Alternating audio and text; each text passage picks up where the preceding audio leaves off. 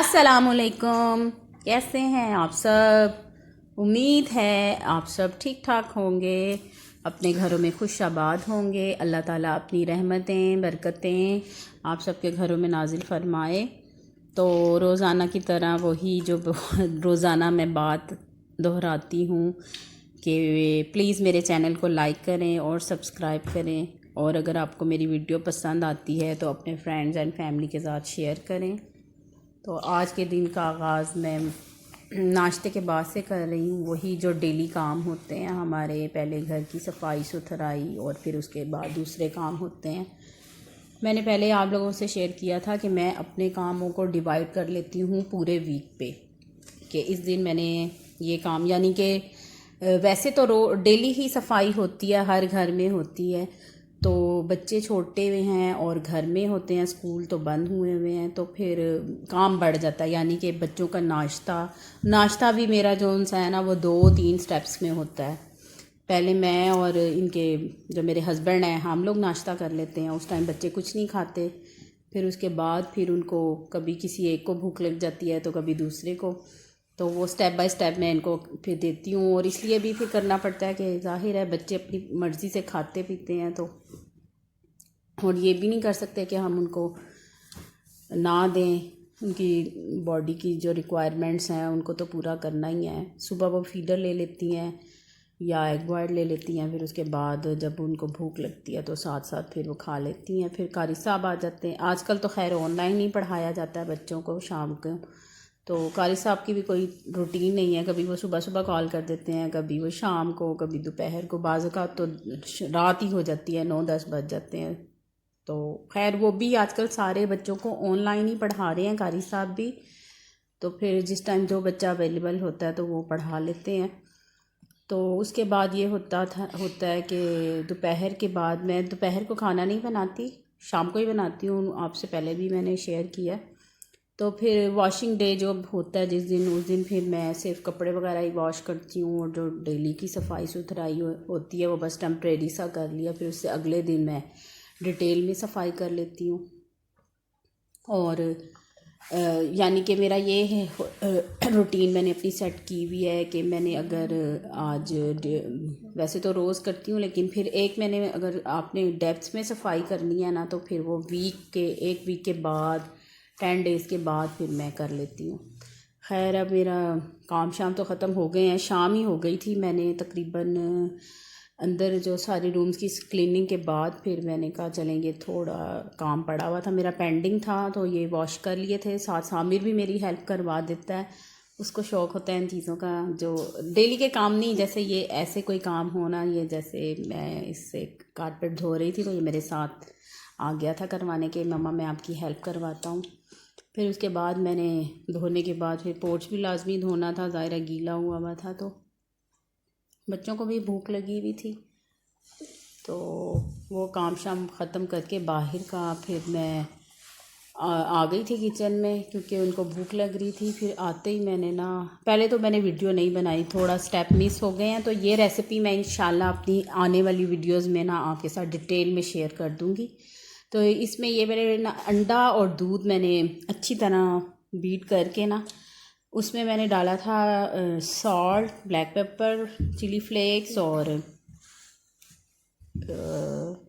बस यही डाला था, और थोड़ा सा ज़ीरा डालने, ज़्यादा चीज़ें नहीं मैंने डाली थी। मैं ऐसी चीज़ बनाना चाह रही थी कि वो झटपट हो जाए, क्योंकि मैं बिज़ी थी और इनको भूख लग रही थी। तो और उसमें फिर मैंने 4-5 स्पून मैदे के, टेबल स्पून मैदा मैंने इसमें वाइट फ्लोर जो प्लेन है वो डाल लिया था, और अच्छी तरह उसको बीट कर लें, कोई लम्स ना हो। तो फिर उसको आप पैन को ग्रीस करके, और एक जो है स्कूप ले लें या कोई भी गहरा स्पून लेके वो एक भर के डाल दें और उसको ढक दें ताकि वो अच्छी तरह पक जाए। और हाँ, एंड पे मैंने बेकिंग पाउडर भी डाल दिया था ताकि वो जो है वो ज़रा फ्लफ़ी से बन जाए, सॉफ्ट बन जाए।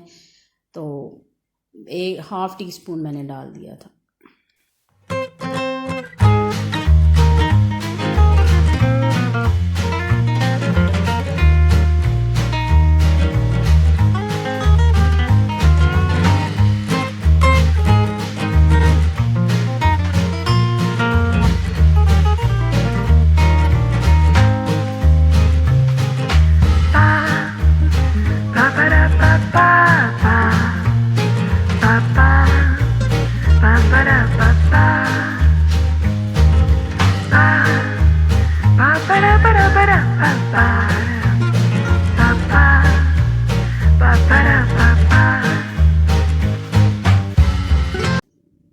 अंडे, दूध और वाइट फ्लावर से जो बैटर बनाया है मैंने, वो ज़्यादा थिक नहीं होना चाहिए, रनी सा हो, ताकि जब मैं ये स्पून भर के पैन में डाला है मैंने, तो ये पैन घुमाएंगे जब, तो ये खुद ही साइडों पे फैल जाएगा और एक थिन सी रोटी बन जाएगी।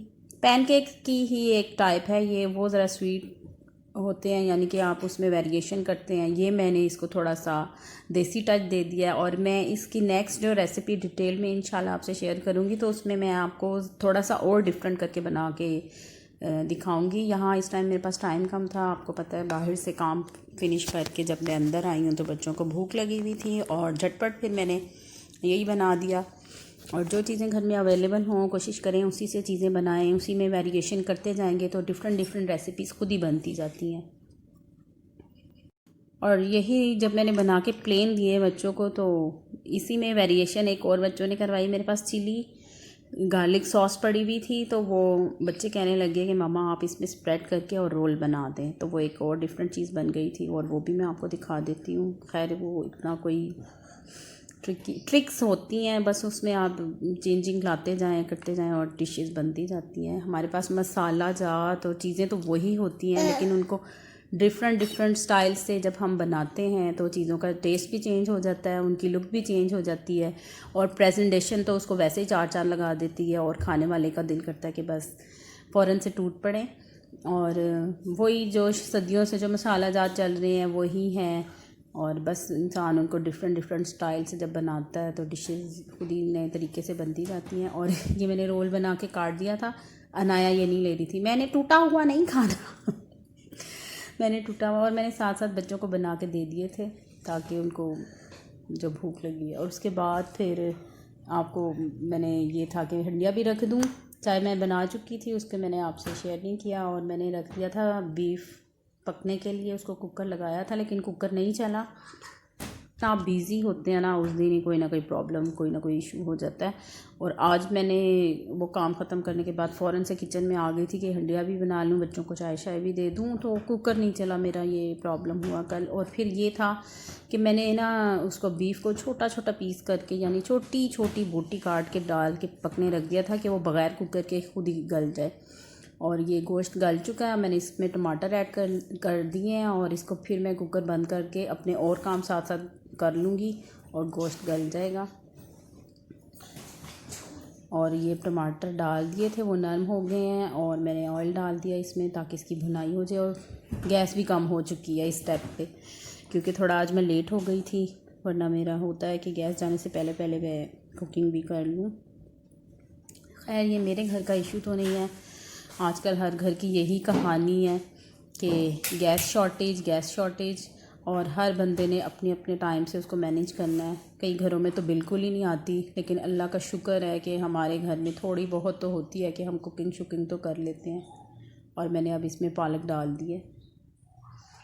पालक ऐड करने के बाद मैं आ गई थी रूम में, क्योंकि इस टाइम अब स्नैकिंग टाइम, यानी कि बच्चे पीनट्स खा रहे हैं अपने पापा के साथ।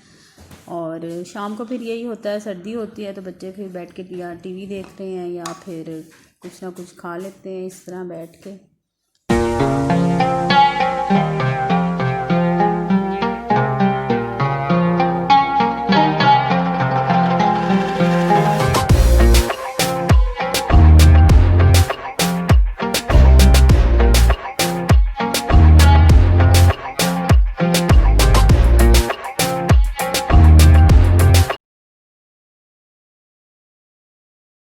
मैं आ गई हूँ किचन में, लाइट्स ऑफ कर गई थी क्योंकि काफ़ी देर बाद मैं दोबारा आई थी चेक करने के लिए पालक डालने के बाद, क्योंकि गैस कम हो गई थी और ये उसमें पालक फ्रीज़ हुई थी और उसमें पानी था। तो वो फिर मैंने कहा था ये खुद ही हल्की आंच पे पकता रहेगा और ड्राई हो जाएगा, फिर मैं इसकी भुनाई कर लूँगी। और इस स्टेज पे मेरा जो है ना सालन बिल्कुल रेडी हो गया है और पालक का पानी खुश्क हो चुका है। और एक दफ़ा पहले भून चुकी हूँ, अब दोबारा फिर एक दफ़ा मैं इसको भून लूँगी अच्छी तरह से। और बस यही तक था मेरा आज का व्लॉग, और मैंने आज पूरे दिन की आपके साथ अपनी रूटीन भी शेयर की है। और प्लीज़ मेरे चैनल को सब्सक्राइब ज़रूर कीजिएगा और मेरे आने वाली वीडियोस भी देखिएगा और बेल आइकन को दबा दें ताकि मेरी आने वाली नेक्स्ट वीडियो का नोटिफिकेशन आपको मिल जाए। अल्लाह हाफिज़।